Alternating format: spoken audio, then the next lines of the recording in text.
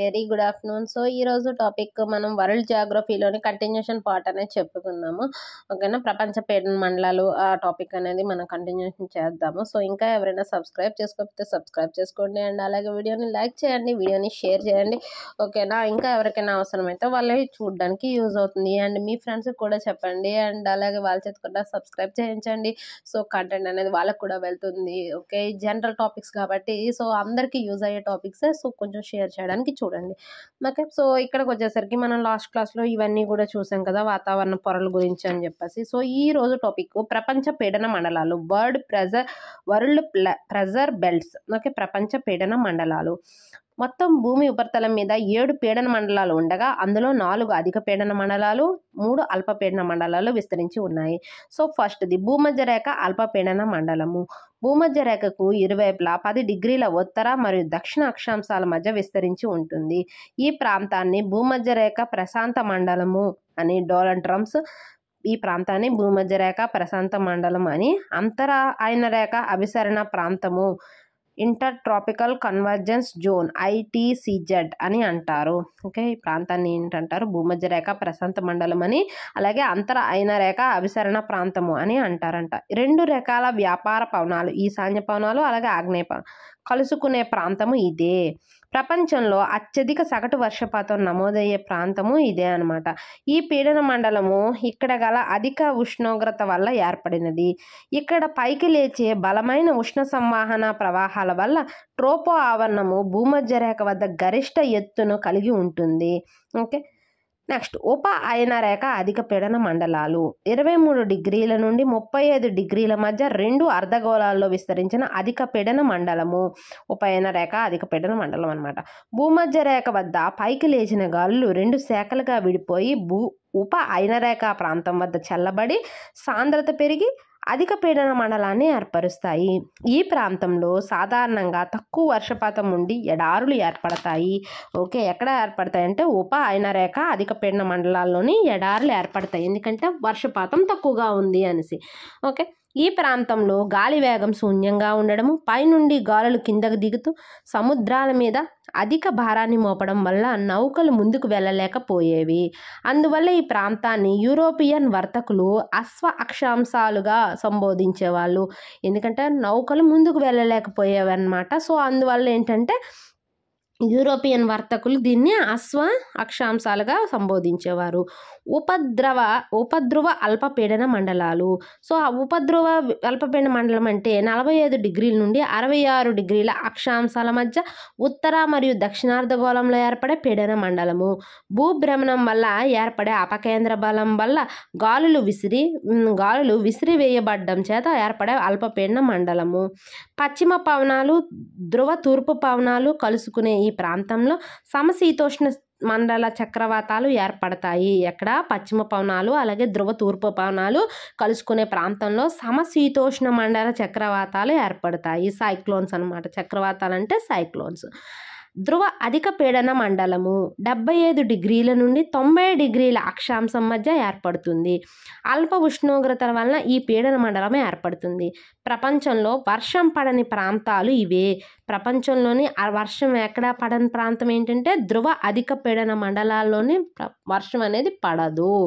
Okay, next పవనము, wind అంటే ఏంటి? అధిక పీడన ప్రాంతం నుండి అల్పపీడన ప్రాంతానికి క్షితిజ సమాంతరంగా వీచే గాలిని పవనము అంటాము. ఓకే, అధిక పీడన ప్రాంతం నుండి అల్పపీడన ప్రాంతానికి క్షితిజ సమాంతరంగా వీచే గాలిని పవనము అంటాము. పవనాలు 3 రకాలుగా విభజిస్తారు. ఒకటి ప్రపంచ పవనాలు, ఋతుపవనాలు, స్థానిక పవనాలు. ఇక్కడ డెడ్యూను అని ఇచ్చారు. సమీరము, బ్రీజ్ అంటే గాలి నిదానంగా వీచి హాయిగా ఉంటే సమీరము అంటాము. ఓకే, ఈదురుగాలి, గస్ట్ వేగంగా వీచే గాలిని ఈదురుగాలి అంటారు. ఇవి చిన్న చిన్నవి మనం మాట్లాడే పదాలు అనేది తెలుసుకోవాలి. ఓకేనా. తుఫాన్, స్టామ్ చాలా వేగంగా వీచే గాలును పెనుగాలి, తుఫాను అంటారనమాట. ఓకే, నెక్స్ట్ పవనాల యొక్క వేగాన్ని, దిశను ప్రభావితం చేసే అంశాలు. ఫస్ట్ది పీడన ప్రవణత రేటు. రెండు ప్రదేశాల మధ్య గల సమభార రేఖల ఐసోబార్స్ సమభార రేఖల మధ్య విలువలోని తేడాను పీడన ప్రవణత రేటు అంటారు.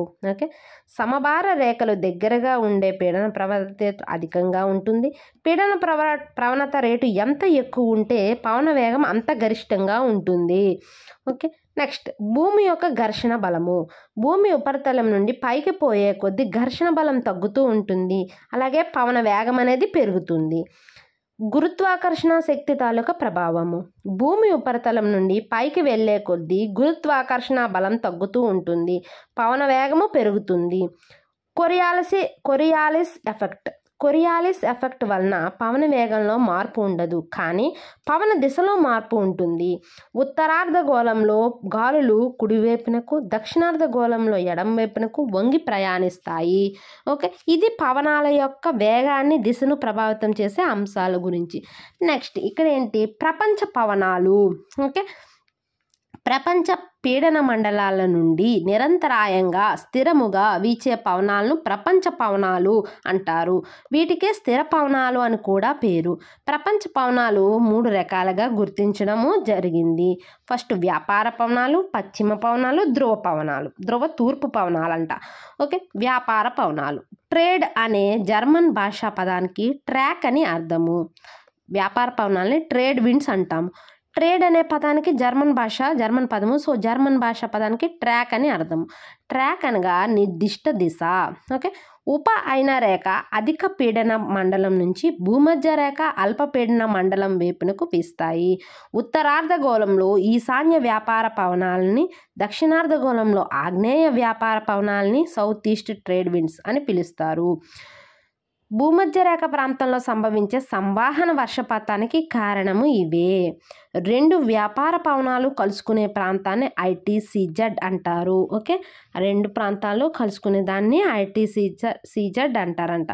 అంటే ఐటీసీజెడ్ అంటే ఒక్క నిమిషం, మనకి ఇక్కడ ఆల్రెడీ మనకి ఇచ్చారు కదా. ఐటీసీజెడ్ అంటే inter tropical convergence zone. Okay, inter tropical convergence zone. Okay, next వ్యాపార పవనాలు ఖండాల తూర్పు వైపున వర్షాన్ని ఇచ్చి పశ్చిమం వైపున ఎడారులను ఏర్పరుస్తాయి. ఈ వ్యాపార పవనాలు ఏంటంటే ఖండానికి తూర్పు వైపున వర్షాన్ని ఇస్తాయి, అలాగే పశ్చిమం వైపున ఎడారిని ఇస్తాయి. భారతదేశం యొక్క శుష్క ఈశాన్య వ్యాపార పవనాల మేఖలలో కలదు. నెక్స్ట్ పశ్చిమ పవనాలు. వ్యాపార పవనాలకు పూర్తి వ్యతిరేక దిశలో వీస్తాయి కనుక వీటికి ప్రతి వ్యాపార పవనాలు అని పేరు. ఉప ఆయన రేఖ అధిక పీడన మండలం నుండి ఉపధ్రువ అల్పపీడన మండలం వైపునకు వీస్తాయి. దక్షిణార్ధగోళంలో వీటిని గర్జించే 40లు అంటారు. ఓకే, దక్షిణార్ధగోళంలో వీటిని గర్జించే 40లు. ఓకే, దక్షిణార్ధగోళంలో గర్జించే 40లు అంటారు. ఎందుకనగా పశ్చిమ పవనాలు వీచే ఆ ప్రదేశాల్లో భూభాగం లేదు, సముద్ర భాగం మీదనే పవనాలు వీయడంతో పవన వేగం అత్యధికంగా ఉంటుంది. 50 డిగ్రీల వద్ద వణికించే 50లు అంటారు. 50 డిగ్రీల వద్ద వణికించే 50లు అంటారు. 60 డిగ్రీల వద్ద భీకరించే 60లు లేదా స్క్రీమింగ్ 60s అని అంటారనమాట. నెక్స్ట్ మధ్యధరా ప్రకృతి సిద్ధ మండలంలో శీతాకాలంలో పడే వర్షపాతానికి కారణం ఈ పవనాలే. పశ్చిమ పవనాలు ఖండాల పశ్చిమ భాగాన వర్షాన్నిచ్చి తూర్పు భాగాన వర్షఛాయ ప్రాంతాలను ఏర్పరుస్తాయి. పశ్చిమ పవనాలు ధ్రువ తూర్పు పవనాలు కలుసుకునే ప్రాంతంలో సమశీతోష్ణ మండల చక్రవాతాలు ఏర్పడతాయి. పశ్చిమ పవనాలు అలాగే ధ్రువ తూర్పు పవనాలు కలుసుకునే ప్రాంతంలో సమశీతోష్ణ మండల చక్రవాతాలు ఏర్పడతాయి. నెక్స్ట్ ధ్రువ తూర్పు పవనాలు పోలార్ ఈస్టర్లైస్. సో అత్యంత పొడి వాయురాశులు ఇవి. ఓకే, ధ్రువ అధిక పీడన మండలం నుండి ఉపధ్రువ అల్ప పీడనం వైపునకు వీస్తాయి. ఇవి ధ్రువ తూర్పు పవనాలు అన్నమాట. నెక్స్ట్ ఋతుపవనాలు మాన్సూన్స్. మౌసం అనే అరబిక్ పదం నుండి గ్రహించబడినదే మాన్సూన్ అనగా ఋతువు అని అర్థము. ఋతువును బట్టి పవనం వీచే దిశల్లో నిర్దిష్టమైనటువంటి మార్పులు ఉంటాయి. నైరుతి ఋతుపవనాలు. నైరుతి ఋతుపవనాలు అంటే ఆగ్నేయ వ్యాపార పవనాలు జూన్ మాసంలో భూమధ్య రేఖను దాటి నైరుతి ఋతుపవనాలుగా రూపాంతరం చెందుతాయి. ఓకే, నెక్స్ట్ వాయువ్య ఋతుపవనాలు నార్త్ వెస్ట్ మాన్సూన్స్. ఈశాన్య వ్యాపార పవనాలు భూమధ్య రేఖను దాటి వాయువ్య ఋతుపవనాలుగా రూపాంతరం చెందుతాయి. ఈ వాయువ్య ఋతుపవనాలు ఆస్ట్రేలియా ఉత్తర ఈశాన్య ప్రాంతాలకు వర్షాన్ని ఇస్తాయి. నెక్స్ట్ స్థానిక పవనాలు లోకల్ విండ్స్. పరిమిత ప్రాంతంలో పరిమిత కాలానికి వీచే పవనాలు. ఓకే, వీటికి ఎగ్జాంపుల్ ఏంటి అంటే భూపవనాలు. ఓకే, భూపవనం అంటే ల్యాండ్ బ్రీజ్, రాత్రి భూమి నుండి జల భాగం మీదకు వీస్తాయి. రాత్రి జలపవనము పగలు జలభాగం నుండి భూమి మీదకు వీస్తాయి. పర్వత పవనము పర్వతం నుండి లోయ వైపునకు వీస్తాయంట. లోయ పవనము ఇవి పగలు ఏర్పడతాయి, లోయ నుండి పర్వతం వైపునకు వీస్తాయి. ఓకే, సో ఇగోండి అల్పపీడనము అధిక పీడనము, భూపవనము, ఇగోండి అల్పపీడనం, జలపవనము. సో దీనికి సంబంధించి ప్రపంచంలోని కొన్ని ముఖ్యమైన స్థానిక పవనాలు, వెచ్చటి పవనాలు అని ఇచ్చారు. హాట్ లోకల్ విండ్స్ అని. పవనం పేరు చినుక్, ఫోన్, సిరాకో, సైమూన్, లూ, యమో. సో ఇలా ఇది నేను మీకు షార్ట్లో నేను ప్రొవైడ్ చేస్తాను. ఓకేనా. సో చూడండి, ఇందులోనైనా పర్వాలేదు చూడండి.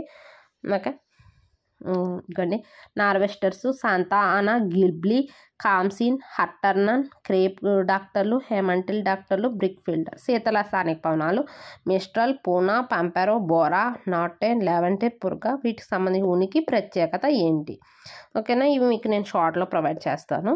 ఈ సింపుల్గా అంటే అదొకటి చూసుకోవడానికి వీలుగా. నెక్స్ట్ ఆర్ద్రతకు వచ్చేసరికి హ్యూమిడిటీ. వాతావరణంలో తేమ శాతాన్ని ఆర్ద్రత అంటారు. ఆర్ద్రత మాపకం ద్వారా హైగ్రోమీటర్. ఆర్ద్రత మాపకముకి ఏం ఉపయోగిస్తారంటే హైగ్రోమీటర్ ద్వారా ఆర్ద్రతను కొలవడం జరుగుతుంది. ఆర్ద్రతను 3 రూపాల్లో తెలుపుతాము: విశిష్ట ఆర్ద్రత, నిరపేక్ష ఆర్ద్రత, సాపేక్ష ఆర్ద్రత. విశిష్ట ఆర్ద్రత అంటే 1 కిలోగ్రామ్ గాలిలో ఎన్ని గ్రాముల నీటి ఆవిరి ఉందో చెప్పడము. ఓకే, విశిష్ట ఆర్ద్రత అంటే 1 కిలోగ్రామ్ గాలిలో ఎన్ని గ్రాముల నీటి ఆవిరి ఉందో చెప్పడాన్ని విశిష్ట ఆర్ద్రత అంటాం. నిరపేక్ష ఆర్ద్రత అంటే 1 నిర్ణీత పరిమాణం గల గాలిలో నీటి ఆవిరిని గ్రాముల్లో చెప్పడము. ఓకే, నిర్ణీత పరిమాణం గల గాలిలోని నీటి ఆవిరిని గ్రాముల్లో చెప్పడం. సాపేక్ష ఆర్ద్రత అంటే 1 నిర్దిష్ట ఉష్ణోగ్రత వద్ద వాతావరణం మోయగలిగిన నీటి ఆవిరికి వాస్తవంగా ఉన్న నీటి ఆవిరికి మధ్య గల తేడాను సాపేక్ష ఆర్ద్రత అంటారు. దీనిని పర్సంటేజ్లో చెప్తామన్నమాట. ఓకేనా. సో ఇక్కడ ఏంటంటే నోట్ అని ఇచ్చారు. ఉష్ణోగ్రత తగ్గితే సాపేక్ష ఆర్ద్రత పెరుగుతుంది, ఉష్ణోగ్రత పెరిగితే సాపేక్ష ఆర్ద్రత తగ్గుతుంది. ఓకే, దీని ఆర్ద్రత గురించి అని. ఓకే, సో ఇక్కడ సంబంధించి ఇగోండి ఇచ్చారు ప్రీమెంటల్ డాక్టర్లు. నెక్స్ట్ ఏంటంటే కేప్ డాక్టర్లు, హర్మంటన్, సిరాకో. సో అంటే ఇందాక మనము ఇక్కడ చూసాం కదా మనం ప్రపంచంలో కొన్ని ముఖ్యమైన స్థానిక పవనాలని. సో వాటి గురించి అన్నమాట ఇది.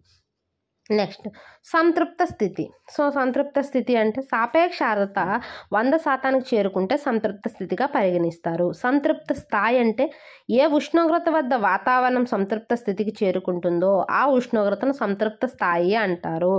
ఓకే, నోట్ అని ఇచ్చారు. వాతావరణం సంతృప్త స్థాయికి రావడం అనేది గాలి ఎంత చల్లబడింది అన్న దాని మీద, గాలిలో ఎంత తేమ ఉన్నది అనే దాని మీద, ఎంత తేమ అదనంగా వచ్చి చేరింది అన్న దాని మీద ఆధారపడి ఉంటుంది. ఓకే, సో ఇదన్నమాట సంతృప్త స్థాయి. ద్రవీభవనము. వాతావరణంలో తేమ నీరుగా మారే ప్రక్రియ ద్రవీభవనం అంటే. ద్రవీభవన స్థాయి 0 డిగ్రీ కన్నా ఎక్కువ ఉష్ణోగ్రత వద్ద సంతృప్త స్థాయికి చేరుకుంటే ద్రవీభవన స్థాయి అంటారు. అంటే అప్పుడు వర్షం పడుతుందన్నమాట. ఘనీభవన స్థాయి 0 డిగ్రీ కన్నా తక్కువ ఉష్ణోగ్రత వద్ద సంతృప్త స్థాయికి చేరుకుంటే దాన్ని ఘనీభవన స్థాయి అంటారు. అప్పుడు వడగళ్ళు పడతాయి అన్నమాట. ఉత్పతనము. మంచు నీరుగా మారకుండా నేరుగా నీటి ఆవిరిగా మారడం. మనకి ప్రాసెస్ ఏంటి? మంచు ఫస్ట్ నీరుగా మారాలి, నీరు వేడెక్కి నీటి ఆవిరిగా మారాలి. బట్ అలా కాకుండా మంచు డైరెక్ట్గా నీటి ఆవిరిగా మారిపోయింది అనుకోండి, అది ఉత్పతనం అనమాట. ఓకేనా.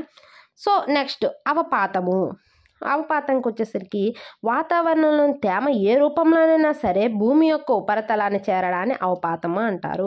అవపాతంలో ప్రధానమైనది వర్షపాతము, హిమశీకరణము, వడగళ్ళు, తుషారము, హిమము ఇతర అవపాత రూపాలు.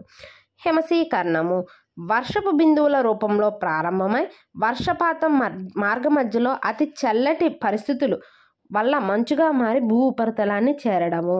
ఓకే, నెక్స్ట్ వడగళ్ళు. ఘనీభవన రూపంలో పడే వర్షాన్ని వడగళ్ళు అంటారు. ఇవి పంటలకు నష్టాన్ని కలిగిస్తాయి. తుషారము చల్లని ఘన ఉపరితలాలపై ఏర్పడే నీటి బంధువులు. ఓకే, సో ఇది తుషారం అంటే ఇది దీని గురించి అని. నెక్స్ట్ క్లాస్కి వచ్చేసరికి మనము వర్షపాతం తాలూకా రకాలు రిమైనింగ్ అనేది మనం చెప్పుకుందాం. ఓకేనా, ఇంకా ఎవరైనా సబ్స్క్రైబ్ చేసుకోకపోతే సబ్స్క్రైబ్ చేయండి అండ్ అలాగే వీడియోకి లైక్ చేయండి, వీడియోని షేర్ చేయండి. అవసరమైన వాళ్ళకి అది చాలా యూజ్ అవుతుంది ప్రస్తుతం ఉండే దీంట్లోని. సో ఇది జనరల్ టాపిక్, తెలంగాణ అవనివ్వండి, ఆంధ్ర అవనివ్వండి, ఇంకే ఎగ్జామ్స్ ఏదైనా సరే మీకు అనేది మ్యాటర్ అనేది జనరల్ ఏ ఎగ్జామ్కి అయినా కూడా అనేది. ఓకేనా, సో వరల్డ్ జాగ్రఫీ అయినా వరల్డ్ ఏదైనా సరే మనకి జనరల్ టాపిక్స్ కాబట్టి. Okay, thank you.